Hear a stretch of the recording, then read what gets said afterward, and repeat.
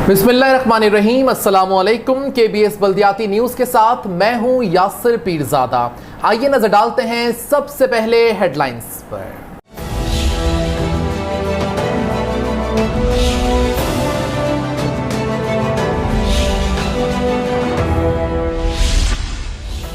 सिंध में price control कमेटियां हरकत में आ गईं। डिप्टी कमिश्नर जुनूबी ने 4 लाख से जायद जुर्माना किया। 10 दुकानदार जेल भेज दिए गए। वज़ीर आला के मुआविन वकार मेहदी का गिरा फरोशी का नोटिस, ली मार्केट पहुंच गए। KMC के मशीन पूल डिपार्टमेंट में मशीनरियां तबाह कर दी गईं। स्क्रैप मशीनरियां सरकारी खजाने को मुंह चढ़ा रही हैं।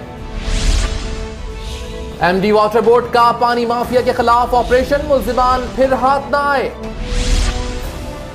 वाटर बोर्ड मेयर कराची के हवाले किया जाए। सिंध हुकूमत के काम हम कर रहे हैं, चेयरमैन बल्दिया वस्ती रेहान हाशमी। कब्जा माफिया का राज, बरसाती नाले पर कब्जा, बल्दियाती इदारे सहरी खाकर सो गए। एडहॉक मुलाजमीन को मुस्तकिल करने के अमल को शफाफ बनाया जाए। United worker union water board.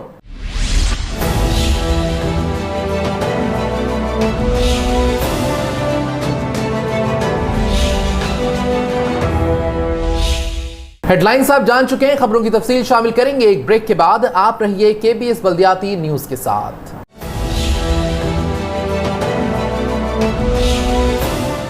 KBS बल्दियाती न्यूज में आपको कहते हैं खुशामदीद, और अब खबरें तफसील के साथ।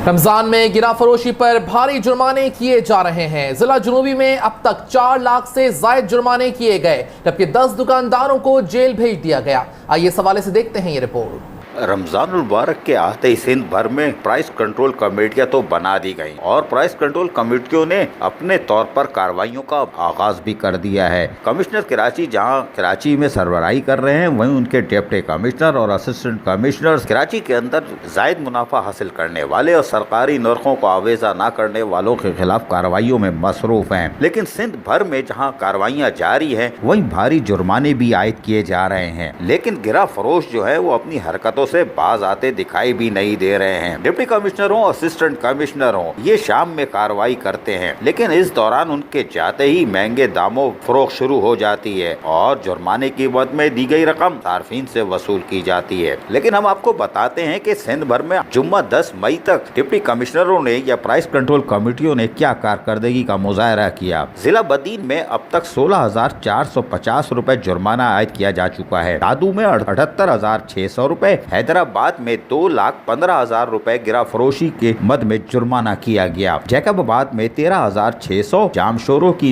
इंतजामिया ने 19,400 जुर्माना आयद किया, जबकि कश्मीर कंदकोट जिले में जिले इंतजामिया ने 29,700, खैरपुर की इंतजामिया ने 1,44,800 रुपए, लाड़काना में 96,300 रुपए जुर्माना वसूल किया जा चुका है जुम्मा 10 मई तक। खैरपुर में 2,000, जबकि नौशहर फरोज की इंतजामिया ने 84,800 रुपए, शिकारपुर जिले में इंतजामिया ने 38,000 रुपए, जबकि सक्खर में इंतजामिया ने 31,500 रुपए जुर्माने वसूल किए हैं। कराची की सूरत हाल भी कुछ ऐसे ही है। कराची में जिला वस्ती में 85,000 रुपए डिप्टी कमिश्नर और उनके असिस्टेंट कमिश्नर ने गिरा फरोशी पे वसूल किए। जिला कोरंगी में 62,000 से जायद की रकम जुर्माने की मद में हासिल की जा चुकी है, जबकि जिला गरबी की इंतजामिया ने 74,000 रुपए जुर्माना आयद किया है। इस वक्त जिला जुनूबी सबसे आगे है और सिंध भर में जिला जुनूबी के डिप्टी कमिश्नर ने अब तक 4 लाख से जायद का जुर्माना किया है गिरा फरोशों पर, और 10 दुकानदारों को जेल भी रवाना किया है। जिले इंतजामिया यकीनन गिरा फरोशों के खिलाफ हरकत में है, लेकिन देखना यह है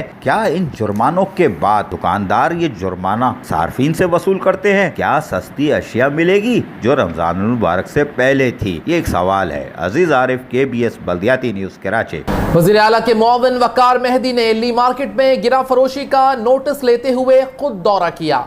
लोगों को सरकारी निर्खों पर अशिया की फराहमी का भी अज़्म किया। रमजानुल मुबारक में बढ़ती हुई महंगाई और लोगों की खोते खरीद से दूर होने वाले रमजानुल मुबारक में जहां फल, सब्जी, गोश्त महंगाई की तिहाई की सतह पर पहुंचे हुए हैं, इनका जायजा लेने के लिए वज़ीर आला के मामून खुसूसी वक़ार मेहंदी डिप्टी कमिश्नर जनूबी सलाउद्दीन अहमद के हमरा अचानक दौरा करने निकल पड़े और ली मार्केट के मुख्तलिफ गोश्त मार्केट, सब्जी मार्केट और फल फ्रूट मार्केट का दौरा किया। इस मौके पर जहाँ पर प्राइस लिस्ट को चेक किया जाता रहा, वहीं दुकानदारों से रेट भी पता किए गए। जबकि इस मौके पर वज़ीर आला के मामून खुसूसी वक़ार मेहंदी और डिप्टी कमिश्नर जनूबी सलाउद्दीन अहमद ने लोगों से भी खरीदे गए सामान के बारे में तफसीलात हासिल की। आया उन्होंने सरकारी रेट लिस्ट देखी या जो दुकानदार के बताए हुए रेट पर जो है चीजें खरीदी है। इस मौके पर वज़ीर आला के मामून खुसूसी वक़ार मेहंदी का कहना था कि कई बाजारों में हमने विजिट किया है और ये सरप्राइज विजिट जारी रहेंगे। दुकानदारों को यूं मनमानियां नहीं करने देंगे। हमें शिकायत मिली थी कि महंगाई उरूज पर है, इसलिए यहाँ का दौरा किया और अभी कई मार्केटों का दौरा करेंगे। उनका कहना था कि हुकूमत ताबून करे, क्योंकि रेट लिस्ट मौजूद होने के बावजूद भी अमल दरामद नहीं किया जा रहा। महंगे दामों से सामान फरोख्त हो रहा है, सरकारी रेट मुकर्रर है, लिहाजा महंगे दामों बेचने वालों के खिलाफ सख्त कार्रवाई अमल में लाई जाए। हम दोबारा ली मार्केट का दौरा करेंगे। गोश्त मार्केट का दौरा किया, यहाँ गोश्त ना ही बकरे का था और ना ही भैंस का, तो फिर ये किसका था? लेकिन डिप्टी कमिश्नर जनूबी सलाउद्दीन अहमद पहले रमजान मुबारक से प्राइस कंट्रोल कमेटी का जहाँ चार्ज मिला हुआ है, अमली तौर पर बाजारों में मसरूफ देखे जा सकते हैं, जिससे कम से कम लोगों को उस वक्त तो सरकारी रेट पे अशिया मिल सकती है। अजीज आरिफ, KBS बल्दियाती न्यूज, कराची। KMC के मशीन पूल डिपार्टमेंट में मशीनरियां तबाह कर दी गईं। सरकारी अफसरान ने मशीनरियों का कब्रिस्तान आबाद कर दिया। देखते हैं इस हवाले से अजीज आरिफ की रिपोर्ट। अस्सलामु अलैकुम वरहमतुल्लाहि वबरकातुहू। रमज़ान का महीना और फिर सच ही सच बोलना है, झूठ तो बोलना ही नहीं है ना। और जब पहले भी नहीं बोलता तो अभी भी नहीं बोलना। और रमज़ान में तो तौबा इस्तग़फ़ार, को झूठ बोले। किसको धोखा दोगे? अपने आप को दोगे या किसी साथ वाले को दोगे? अल्लाह ताला को तो नहीं दे सकते ना, वो तो बराह रास्त एक शहरक के करीब है, लेकिन जो इधर बैठा हुआ है ना वो लिख रहा है। और एक बात जो मैं बार बार कहता हूँ कि जो अल्फाज मैं बोलता हूँ वो मुझे इस दुनिया में मुझे किसी को हिसाब देने की ज़रूरत नहीं है। ख़बर में जाऊँगा वहीं हिसाब किताब शुरू हो जाएगा। फ़रिश्ता आगे पूछेगा, उठो मियाँ और ये बताओ वहाँ जो इतनी बड़ी बड़ी तकरीरें कर रहे थे तुम्हारे पास क्या चीज़ थी? ठीक है ना। अब मेरा तो आपको शुरू से पता है उसूल है कि ठोस सबूत और दलाइल जब तक ना हो ये नहीं खुलना, चाहे कुछ हो जाए। जब चूरन बेचो तो सबूत अपने पास रखो, तो सबूत मैं अपने पास रखता हूँ। लेकिन उससे ज़्यादा मेरा ईमान है कि क़यामत के दिन जब मैं खड़ा हूँगा तो मुझसे सवाल किया जाएगा कि वहाँ जो कहते थे मैं चूरन बेच रहा हूँ, मंजन बेच रहा हूँ, ये सब जो बोलते थे और लोगों को साथ ये करते थे कि बताते थे, तो उसकी हकीकत क्या है? तो वो तो मेरे यहाँ लिखी हुई आना शुरू हो जाएगी। हार्ड डिस्क काम कर रही होगी कि मैंने कौन कौन से लफ्ज़ बोले थे और उसको मुझे वहाँ साबित करना पड़ेगा। और मैं उसके लिए ज़हनी तौर पर बिल्कुल तैयार रहता हूँ कि हर चीज़ को मुझे साबित करना है। इस कायनात में मैं किसी से नहीं डरता, सिर्फ उस पाक ज़ात रब्बुल इज़्ज़त से जो खालिक़ कायनात है उससे डरता हूँ और उसको जवाब देना है। लेकिन उससे पहले ये भी मुझे पता है, जो हमारे मुफ्तियान और उलमा इकराम बताते हैं कि क़ब्र में भी आपका हिसाब किताब होगा, तो उसके लिए भी तैयार रहना चाहिए कि वहाँ पे भी आपसे पूछा जा सकता है। पहला सवाल नमाज, रोज़ा, हज, ज़कात। इसके बाद कि आप ये बातें कर रहे थे, ज़रा बता दो, अब ज़रा कैसे कर रहे थे? उसको चोर बोल रहे थे, उसको शैतान बोल रहे थे, उसको ये बता रहे थे, ये आप चीज़ साबित करो। तो मुझे झूठ बोलने की उस वक्त ज़रूरत पेश इसलिए नहीं आएगी कि उस वक्त जो भी हुज़ूर की उम्मती हो, जो भी यार रहमतुल आलमीन है, वो सब कौमों के मज़ाहिब के रसूल थे वो, और अल्लाह ताला ने तमाम मज़ाहिब को ही जन्म दिया है ना। तो ज़ाहिर है वहाँ तो झूठ है ही नहीं। यहाँ पे सब लिखा हुआ आ रहा होगा और हार्ड डिस्क चल रही होगी, आंखों में हर चीज़ आ रही होगी और आपने जो बोला होगा वही बोल रहे होगे। ये ज़बान उस वक्त आपका साथ नहीं देगी, आज हमारा साथ दे रही है कि हम झूठ भी बोलते हैं और मुनाफ़क़त भी करते हैं, भरपूर मुनाफ़क़त करते हैं, मुस्कुरा के मिलते हैं और पीछे से वार करते हैं। ये सारी चीज़ें यहाँ तो चल सकती है, वहाँ नहीं चलेगी। वहाँ ये भी सच बोल रहा होगा, वहाँ ये भी सच बोल रहा होगा, वहाँ ये भी सच बोल रहा होगा, मेरा कॉलर माइक भी होगा वो भी बोल रहा होगा, दिमाग कान ने जो सुना है वो भी बोल रहा होगा। तो वहाँ तो मुनाफ़क़त चलेगी नहीं। क़ब्र से जाते ही ये सब जो है हमारे कंट्रोल से बाहर होगी और ये सिर्फ अल्लाह और रसूल, अल्लाह ताला की बनाई हुई चीज़ें जो है अल्लाह ताला को सच सच बता रही होगी। खैर बहरहाल आज मौजूद था मेरे पास बल्दिया कोरंगी का, और उसमें अफसरान के कटे चटे थे मेरे पास, कुछ चीज़ें थी मेरे पास, कुछ फुटेज मेरे पास थी, बड़ी हैरानकुन चीज़ें थी मेरे पास, वो मुझे आपको आज दिखानी थी। बल्दिया कोरंगी का कटा चटा लेके बैठा हूँ और फुटेज के साथ, पेपर के साथ सारी चीज़ें मेरे पास है। लेकिन इत्तेफाक ये हुआ कि एक बहुत दिन से एक चीज़ लेके बैठ रहा था, वो ऐसा ना हो कि वो चीज़ें मेरे हाथ से निकल जाए, क्योंकि आपको पता है कि मोबाइल करप्ट हो जाता है, कार्ड करप्ट हो जाता है। तो मैंने कहा पहले वो निकाल देता हूँ, तो बहरहाल नंबर आ जाएगा कल परसों। बल्दिया उस्मा कराची का एक मशीन पूल कब्रिस्तान है, बहुत बड़ा कब्रिस्तान है मेवा शाह के अंदर। उस मशीन पूल कब्रिस्तानों में, कब्रिस्तान का मतलब क्या होता है? तदफीन, मदफून, वहाँ नाकारा, जो कब्रिस्तान में आदमी मर जाता है उसको लाकर डाल देते हैं। इसी तरह वो मशीनरियाँ वहाँ पड़ी हुई है। अच्छा, मैं आपको फुटेज वीडियो भी दिखाऊंगा, लेकिन मैं आपको फुटेज दिखाता हूँ कि वहाँ मशीन पूल कब्रिस्तान में, यार पहले ऐसा करो, इनको वो क्या कहते हैं, फुटेज चलाना शुरू करो स्क्रीन पे, जो स्टिल है तो जो मर्जी चलाओ। आज बिल्कुल रमज़ान है ना, तुम्हारा भी रोज़ा है, तो जो मर्जी चलाओ, मुझे परवाह नहीं है, मशीनरी दिखानी है। तो या मशीनरियाँ इस पे स्क्रीन पे मेरे पीछे देख रहे होगे। अगर एडिटर चाहेगा तो मुझे हटा भी देगा, तो आगे वाज़े तौर पर आपको नज़र आए। तो भाई हटा देना यार, वे तुम भी जिए शाह कर देते हो रमज़ान में। तो मशीनें आप देख रहे होगे स्क्रीन पर के साहब, ये स्क्रैप हुई हुई हैं, और ये करोड़ों रुपए के loader, dumper, grab machine, excavator, ये सब यहाँ पर मशीन पूल कब्रिस्तान में। अच्छा, मशीनरी को आप दफना नहीं सकते ना, तो बाज़ जगह तो दफनाई हुई भी है, दफनाई हुई भी है ये बोल रहा हूँ। लेकिन यहाँ पर जो है मशीनों, मुर्दे होते तो दफना देते, इंसान होता है, जानवर होता है तो दफना, जानवर को भी अब लोग लिफ्ट नहीं मारते, कचरा कुंडी में फेंक देते हैं, लेकिन ये इंसानों को कम से कम दफना देते हैं। तो लेकिन मशीनरी को इसी तरह रखते हैं। और ये मशीन पूल कब्रिस्तान के अंदर ये वो मुर्दा मशीनरियाँ हैं जो स्क्रैप हो रही हैं।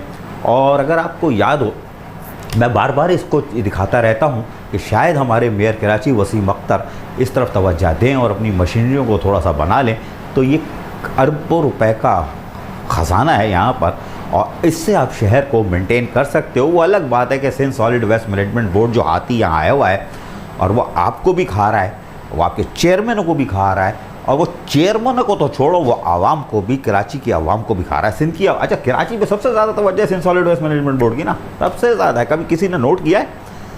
ई साउथ हैं, मलीर हैं, सेंट्रल भी मिल जाए, ये भी मिल जाए, ठेका कर दो फुटपाथ से मट्टी उठाने का भी, सारी तवज्जो है। सक्खर में क्यों नहीं है? वहाँ इंसान के बच्चे नहीं है, लाड़काना में इंसान के बच्चे नहीं है, मीरपुर बिटोरो में नहीं है, मातली में नहीं है, बदीन में नहीं है, खैरपुर में नहीं है।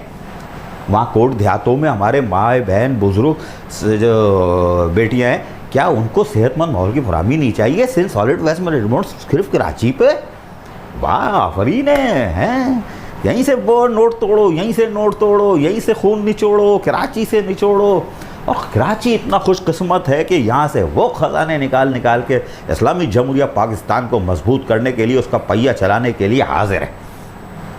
मिलता कुछ नहीं है उसको, मिलता कुछ नहीं है उसको, लेकिन जो भी आता है यहीं से खा रहा है। मन्ने सलवा हु सेहत देखो, कल्ले देखो, ऐसे भरे भरे भरे भरे। ये मुझे क़यामत के दिन बताना है, कब्र के दिन भी जवाब देना है। इसका मैं शक्लें भी दिखा सकता हूँ, कि करतूत भी बता सकता हूँ। इसलिए कि एक अल्फाज सोच समझ के बोल रहा हूँ, और बोलता था, बोलता रहूँगा, कि मुझे कब्र में भी बोलना और अल्लाह ताला के सामने क़यामत के दिन इसका हिसाब देना है, एक एक लफ्ज़ का। तो बहरहाल तुम कराची को निचोड़ क्यों रहे हो यार? पूरा सिंध पड़ा हुआ है सॉलिड वेस्ट मैनेजमेंट बोर्ड। यहाँ वो वहाँ से उठ के आ गया, वो वहाँ से उठ के हो गया, वहाँ से उठ के आ गया। 50,000 तनख्वाह थी, 80,000 तनख्वाह थी, वो 1.5 लाख 2 लाख रुपए ले रहा है। मुलाजमीन का अंगूठा लगवा रहा हो, सब कुछ कर रहा हो, वो मर जाए, एक्सीडेंट हो जाए, इलाज खुद कराए, गाड़ी में पंचर खुद लगाए, हमारी गाड़ियाँ स्क्रैप कर रहा हो।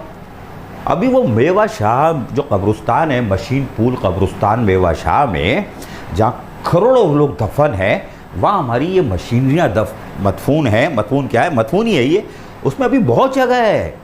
अगर ये सॉलिड वेस्ट मैनेजमेंट बोर्ड कुछ दर से और रह गया, साल 1.5 साल, तो इंशाल्लाह ताला आपकी जो अभी जो बची कुची मशीनरियाँ डीएमसीज के पास हैं, वो भी इधर ले आके मदफून कर देना। बहुत जगह है, बहुत जगह है। लेकिन आपको भी हिसाब देना है कि ये मशीनरियाँ तबाह कैसे हुई, ये मन्ने सलवा कैसे गया अरबों रुपए का। जो काम सॉलिड वेस्ट 5 अरब का कर रहा है, वो ये 2 अरब में हो सकता है। तो ये क्या गड़बड़ घोटाला है कि साहब आप भी दोगे भाई। 12 मशीन पूल कब्रिस्तान में ये स्क्रैप आप देख रहे हो, ये खड़ा हुआ है और ये तबाह हाल है। अच्छा, अब ये तबाह हाल है, इसको कोई नहीं देख रहा है। यहाँ वो छोटे छोटे ट्रैक्टर खड़े हुए हैं यार। एडिटर साहब हाथ जोड़ के बोल रहा हूँ, वो ट्रैक्टर दिखा देना यार, वरना तुम अब जी शाह कर रहा हो ना, मैंने इजाज़त दी हुई है, लेकिन यहाँ ट्रैक्टर हाथ जोड़ के बोल रहा हूँ, ट्रैक्टर दिखाना। ये पोर्ट से आए थे, 8 किलोमीटर, 9 किलोमीटर, 10 किलोमीटर, 5 किलोमीटर चले, उससे बाद जो खड़े हुए हैं, हल्फन कह रहा हूँ 1 इंच आगे नहीं बढ़े, 1 इंच आगे नहीं बढ़े। 2007-8 में ये आए थे, 1 इंच आगे नहीं बढ़े, और खड़े खड़े इनके टायर ख़त्म हो गए, टायर गायब हो गए, सीट ख़त्म हो गई, स्क्रैप हो गया। जो हशर है वो आप स्क्रीन पे देख रहा हूँ। चैलेंज कर रहा हूँ कि भाई मुझे बताओ, ये जब पोर्ट से आया था 2007-8 में, क्या वो आगे बढ़ा है? क्या धक्का दे के किसी ने आगे बढ़ाया है? वो जैसी पोर्ट से आए थे, जहाँ खड़े हैं वहीं खड़े खड़े खड़े खड़े, गर्मी सर्दी बरसात सब कुछ देखा, और खड़े खड़े खड़े ये हाल हो गया, स्क्रैप हो गया।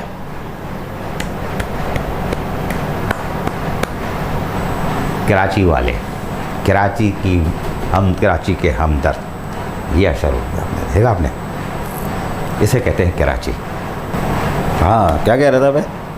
कराची वाले, कराची वाले, कराची वाले, आई ऑन कराची, कराची हमारा है, कराची वालों को गन्ना बना दो, कराची को गन्ना बना दो। लेकिन कोई फ़र्क नहीं पड़ता, इसलिए कि इस्लामी जमहूरिया पाकिस्तान बना है ना मिटने और ना ख़त्म होने के लिए। तो हम अपने अमल से जो मर्ज़ियाँ कर लें, पाकिस्तान चलता रहेगा और ऊपर आता रहेगा। ठीक, अब ये मशीनरियाँ मैंने आपको दिखा दी। अब यार एडिटर वीडियो भी चला दो, स्क्रैप वाली जो वो मशीनरियाँ हैं उसकी वीडियो दी है ना, वीडियो भी चला दो पीछे स्क्रीन पे। चाहो तो मुझे हटा दिया करो यार, वीडियो दिखाओ। बना ली थी हमने मोबाइल से, तो वीडियो भी दिखाओ कि ये क्या होता है यार। लोडर हमारा जो करोड़ों रुपए के लोडर है, कैसे स्क्रैप खड़े आए थे, यहीं खड़े थे, और कैसे स्क्रैप है। डंपर देखो कैसे खड़े हैं, सिटी गवर्नमेंट लिखा हुआ है, फिर वो ये एक्सीवेटर है, और हमारा नाले साफ़ करने वाली ग्रैब मशीनें हैं, और उसके बाद वो ट्रैक्टर देखो आप, सब दिखाओ भाई इनको। ट्रैक्टर वो जो मैंने दिखाए थे स्टिल तस्वीरों में, वो ट्रैक्टर दिखाओ, ट्रैक्टर छोटे वाले पीछे उनके। अच्छा, ये रोड स्वीप करते थे ना, रोड साफ़ करते थे रातों को, दिन में किनारियाँ निकालते थे, इन पर बुश लगे होते थे। 25,000 का बुश लाहौर से आता था, ये बन सकती थी, स्क्रैप नहीं होती। तो अभी भी किसी को दे दो प्राइवेट सेक्टर में, वो रोडों पे चला रहा होगा, लेकिन तुमने वहीं जाम करके इसको स्क्रैप कर दिया। कोई बात नहीं, वीडियो भी आप देख रहा हो, लोडर भी देख रहा हो कैसा खड़ा हुआ है, पहिए गायब, पहिए मौजूद हैं। यहाँ के लोग चोर डाकू डकैत नहीं है, वो इसकी हिफाजत करना जानते हैं, चीज़ें मौजूद हैं, आप पैसे दो तो ये बन जाएंगे। खैर, अब मैं आपको बताऊँ, ये जो आपने तबाह किया है, ये 2007-8 में 633 मिलियन रुपए की लागत से आई थी। ठीक है, अब आपको माजी में लेके चलता हूँ ना, माजी में लेके चलता हूँ। अच्छा, उस वक्त तो चैनल में मैं नहीं आया था, चैनल की दुनिया थी, लेकिन मैं नहीं था। नहीं, चीज़ें संभाल कर रखता हूँ। ये समझदानी भी इतनी नहीं थी कि चैनल में आऊँगा तो वीडियो होनी चाहिए। तो आपको मैं स्टिल तस्वीरें जो है हमारे पास वो दिखाता हूँ। साबिक़ शहर सिटी नाजिम, शहर के नाजिम जो थे हमारे मुस्तफ़ा कमाल, क्या चौड़े नहीं हो जाना मियाँ, हाँ, कि मैं तुम्हें दिखा रहा हूँ तुम चीज़ें लाए थे, यहाँ चौड़े नहीं हो ना, हल्के रहना, थल्ले हो। से रमज़ान है तो तुम जज्बाती बहुत हो नौजवान, तो ज़रा थल्ले रहना। ईद के बाद इस पर कमेंट ज़रूर दे देना। तो ये नाजिम शहर मुस्तफ़ा कमाल थे उस वक्त के, उन्होंने मंगवाई थी इस शहर की बेहतरी के लिए। अब स्टिल तस्वीरें चलाओ कि मुस्तफ़ा कमाल यहाँ चीज़ों को देख रहे हैं, मशीनरी को देख रहे हैं, इनके साथ उस वक्त, आज तो थोड़े से, लेकिन आज भी सदाबहार है। मसूद आलम साहब भी हमारे मौजूद है, देखना ज़रा साथ कैसा चेहरा है। उस वक्त भी वैसे ही थे, आज भी वैसे ही है, सदाबहार। वो पौधा है ना सदाबहार, वैसा। अच्छा, ये सब विज़िट कर रहे हैं। स्टिल तस्वीरें मेरे पास, उस वक्त मूवी नहीं थी, मतलब सेंस भी नहीं था। ये देख लो आप स्क्रीन पे, तो कैसे ये जो है मशीनरी आई थी, कितनी खूबसूरत लश है ना। अच्छा, वो छोटी स्नारकुल टाइप की थी, उस पर खड़े होके हमारे वो उस वक्त के यार इंजीनियर्स वगैरह थे, नाम जहन से इस वक्त निकल रहा है क्योंकि खड़ा हो गया मंजन बेचने। बड़े मशहूर शख्सियत हैं ये, बहुत नालों पे भी मिलते थे मुझे, नाम जहन से आ रहा है। खैर, इनको देखो ये खड़े हुए ऊपर स्नारकुल पे छत से, वहाँ से मुआयना कर रहे हैं। फिर यहाँ चाइनीज़ आए हुए थे, वो चाइनीज़ को भी दिखाओ यार, वो मशीनरिया वाले कर रहे थे, क्या कर रहे थे, ड्रामेबाजी, ये सब खड़े हैं। स्टिल है मेरे पास तस्वीरें, आप स्क्रीन पर देख रहे होगे, देखते रहो। तो ये वो मशीनरियाँ थी जो 633 मिलियन की लागत से आई थी 2007-8 में। 633 मिलियन आज कितने की होंगी? कितने की होगी ये मशीन, हाथ लगाओगे? आधी मशीन 633 मिलियन रुपए की होगी, आधी मशीन 633 मिलियन की होगी। आज ये खजाना नहीं, आपने खुद मशीन पूल कब्रिस्तान बनाया। इंसानों के लिए कब्रिस्तान नहीं है, इंसानों के लिए कब्रिस्तान नहीं है। एक के ऊपर एक, ग्राउंड फ्लोर, बस 2 3 फर्श, फ्लैट साइट बनी हुई है कब्रिस्तानों में आज भी।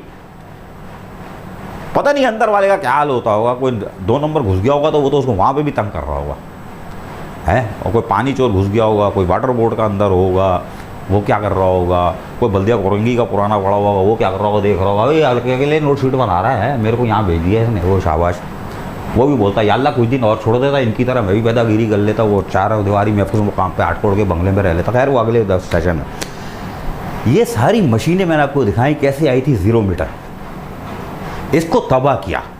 उस वक्त के 633 मिलियन आज के अरबों रुपए बनते हैं, लेकिन अभी भी 50-60 करोड़, ज़्यादा शायद हो सकता है, ज़्यादा बता रहा हूँ, कम पैसों में ये पूरा स्क्रैप आपका कब्रिस्तान ख़त्म हो जाएगा और ये मशीन पूल डिपार्टमेंट बन सकता है, मशीन पूल डिपार्टमेंट।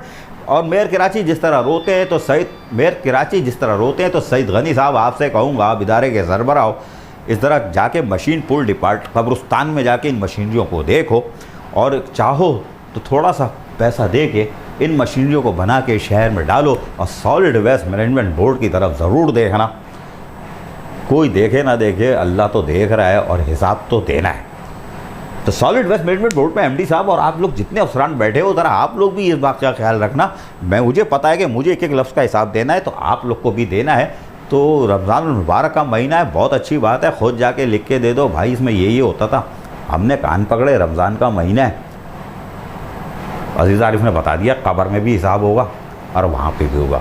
शब महराज के वाक़े को तो शायद हम मानते ही नहीं कि जन्नत है दोज़ख है, क्योंकि वो हुज़ूर नबी पाक हज़रत मोहम्मद मुस्तफ़ा सल्लल्लाहु अलैहि वसल्लम ने बताया था ना, या कोई फिल्म में कोई आर्टिस्ट बता रहा होता, कोई चीज़ हम पिक कर लेते हैं, लेकिन नबी पाक हज़रत मोहम्मद मुस्तफ़ा सल्लल्लाहु अलैहि वसल्लम ने बताया, शब महराज का एक चीज़ बताई है, जन्नत भी है, दोज़ख भी है, उसमें अज़ाब कैसा है, और खुशियाँ खुशहाली कितनी है। रास्ता चुनना है तो चुन लो, सॉलिड वेस्ट मैनेजमेंट बोर्ड या जन्नतुल फिरदौस, मशीन पूल कब्रिस्तान या जहन्नम। ना तो ये चलेगा, ना कफन में जेब होती है, ना मैंने कोई कब्र अभी तक ऐसी देखी है खरबपति की, जिसकी कब्र के अंदर दराजे बनी हुई हो, नोट भी साथ ले जा रहा हो। नैब का FBR का ख़तरा है ना, तो ऐसी कब्र भी नहीं देखी। अगर है तो बता देना यार, खोद दूंगा, नहीं डरता, खोद दूंगा, लेट भी जाऊंगा उसके अंदर। अभी भी वक्त है, इस रमज़ान मुबारक में अपनी अक़बत सुधार लो। आधा बरस।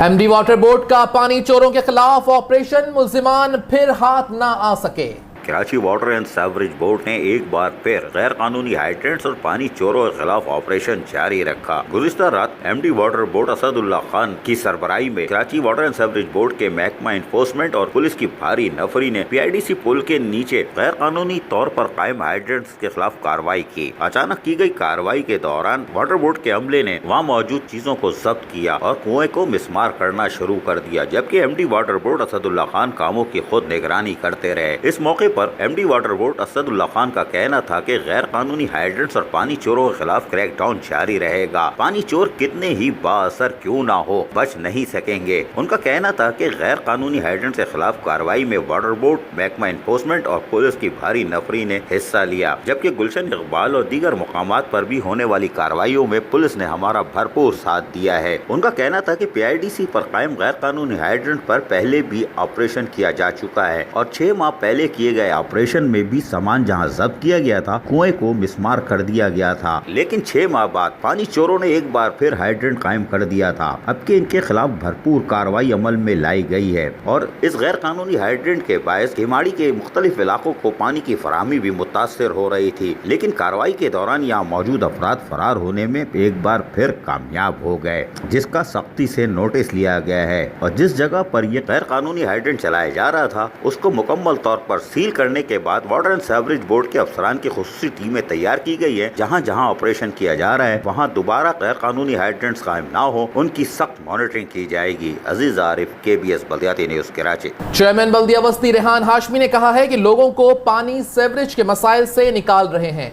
सिंध हुकूमत वाटर बोर्ड मेयर कराची के हवाले करे। चेयरमैन बल्दिया वस्ती रेहान हाशमी ने कहा है, जब तक इख्तियारात एक छतरी तले नहीं होंगे कराची में तरक्याती काम करना मुमकिन नहीं। हुकूमत वाटर एंड सीवरेज बोर्ड को मेयर कराची के हवाले करे, क्योंकि वाटर बोर्ड की गैर जिम्मेदारी और अपने काम बर वक्त न करने पर जिला वस्ती और कराची के तरक्याती काम ताखीर का शिकार हो रहे हैं। इन ख्यालात का इज़हार चेयरमैन बल्दिया वस्ती रेहान हाशमी ने यूनियन काउंसिल 47 पापोश नगर में डाली जाने वाली पानी की लाइन के कामों का मुआयना करते हुए किया। इस मौके पर यूनियन काउंसिल 47 के चेयरमैन जमाल नासिर और अरकान यूनियन काउंसिल भी मौजूद थे। चेयरमैन बल्दिया वस्ती ने मजीद कहा कि आवाम की तकलीफ और आवाम की परेशानियों का नोटिस लेते हुए हमने बार बार फराहमी आब और निकासी आब के मसाइल के बारे में वाटर बोर्ड को आगाह किया, लेकिन उनके कानों पर जूं तक नहीं रेंगती और यही वजह है कि बल्दिया वस्ती को अपने फंड से इन कामों को करवाना पड़ रहा है ताकि लोगों को रिलीफ दिया जा सके। चेयरमैन बल्दिया वस्ती रेहान हाशमी ने मजीद कहा कि अवामी मसाइल के हल के लिए बल्दिया वस्ती अपने तमाम तर दस्तियाब वसाइल को बरवेकार ला रही है और आवाम को फराहमी आब निकासी आब के मसाइल से निजात दिलाने के लिए वो काम भी करने पड़ रहे हैं जो कि सिंध गवर्नमेंट और वाटर बोर्ड की जिम्मेदारी है। बाकायदा चेयरमैन बल्दिया वस्ती रेहान हाशमी ने रमजान मुबारक में खुसूसी तौर पर शुरू की जाने वाली नाइट स्वीपिंग के कामों का भी जायजा लिया और यूनियन काउंसिल 47 और यूनियन काउंसिल 36 में जारी सफाई सुथराई के कामों का मुआयना किया और मुताल्लिका डिपार्टमेंट को हिदायत की वो काम की रफ्तार को मजीद तेज करें और नाइट स्वीपिंग गैंग पर कड़ी नजर रखें, क्योंकि लोगों को सहूलतों की फराहमी को यकीनी बनाना हमारी जिम्मेदारी है और कारोबारी लोग जो हमसे ताउन भी करते हैं टैक्सों की मद में, उनको सहूलतों की फराहमी हमारी जिम्मेदारी है। अजीज आरिफ, KBS बल्दियाती न्यूज कराची। जिला गरबी में कब्जा माफिया के राज, बरसाती नाले पर भी कब्जा जारी है। बल्दियाती इदारे सहरी खाकर सो गए, बारिशों में जागेंगे। शहर में कब्जा माफिया आज भी हरकत में है। शेरशाह कॉलोनी में बरसाती नाले पर कब्जा माफिया दीदा दिलेरी के साथ काम जारी रखे हुए है। इनको पूछने वाला कोई भी नहीं। अगर आप अपना घर बनाए तो बजरी डालते ही बल्दियाती इदारे पहुंच जाते हैं और दीगर इदारे भी पहुंचकर अपना हिस्सा लेने पहल करते हैं। लेकिन क्या इस बरसाती नाले को आप देख रहे हैं, फौरी तौर पर ईंटों को रखा जा रहा है और ये प्लाट पर कब्जा हो रहा है। शेरशाह कॉलोनी के लोगों का कहना है कि क्या कोई पूछने वाला है कि बरसाती नाले पे ये तजावुजात कैसे बन रही है, जबकि अदालतें बड़े बड़े प्लाजा गिराने की बात कर रही हैं। इलाके के लोगों ने वज़ीर बल्दियात से पुरजोर अपील की है कि फौरी तौर पर इसको रोका जाए, क्योंकि बरसाती नाला आज भी भरा हुआ है और बारिश होने की सूरत में यहाँ कब्जा माफिया की तरफ से नो एंट्री का बोर्ड मिलेगा और फिर बरसाती नाला साफ नहीं हो सकेगा और पीछे की आबादी और साइड एरिया यकीनन बुरी तरह मुतासिर होगा। क्या बल्दियाती इदारे सो रहे, उनको कब होश आएगा कि शेरशाह कॉलोनी में ये गैर कानूनी तजावुजात कैसे कायम हो रही है, इसको देखने की जरूरत है। अजीज आरिफ, KBS बल्दियाती news Karachi. United workers union का कहना है कि एडहॉक मुलाजमीन के मुस्तकिल किए जाने में बाहर से भर्ती की गई तो मज़ाहमत करेंगे।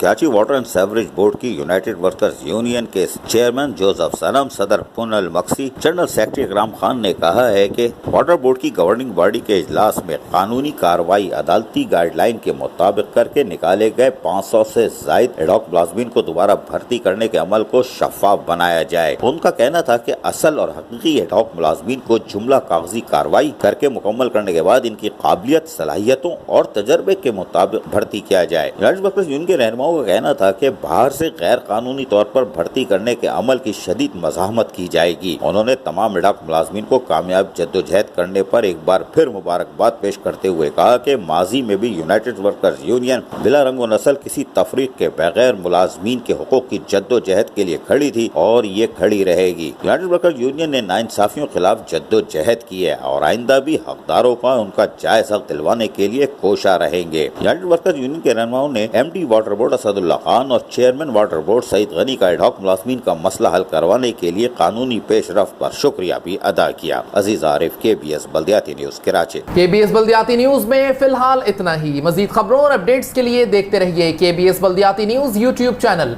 यासिर पीरजादा और KBS बल्दियाती न्यूज की इंटायर टीम को दीजिए इजाजत। अल्लाह निगहबान।